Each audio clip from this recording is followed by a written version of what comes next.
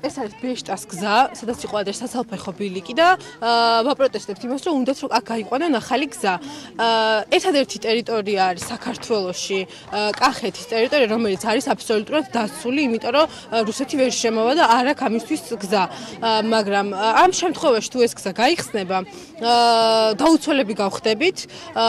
რუსეთს არ აწყობს ლარსის მხრიდან შემოსვლა, იმიტომ რომ რაღაც მომენტში გვაქვს იმის შესაძლებლობა, რომ ნახევარი საქართველოს მაინც დავიცვათ და მყარად თუ არა, რაღაც პერიოდის მანძილზე კარგად ვიდგეთ და იმ შემთხვევაში თუ ჩვენ ამ გზას გავაკეთებთ, დაუცველები ვიქნებით სრულიად ფაქტობრივად ბრძოლის გარეშე ჩავაბარებთ საქართველოს ოკუპანტ რუსეთს. თუ ტანკები ან მანქანები შემოვლენ, ჩვენ ყველანაირად ვექცევით ალყაში, მთელი ქართლ-კახეთი ექცევა საფრთხეში და თუ ეს გზა არ გაიხსნება, მაშინ ჩვენ უფრო მეტი შანსი გვექნება, რომ საქართველოს დავიცვათ და ანუ მეტი დრო გვექნება ყველაფრისთვის და ამ შემთხვევაში თუ ეს ადგილი გაიხსნება, მაშინ ჩვენ მაქსიმუმ 3 დღეში დაიპყრობს რუსეთი.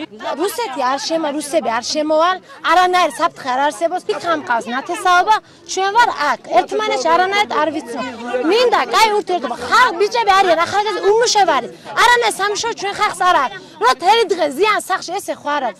მინდა აქედან გაიხსნას სოფელი გზა.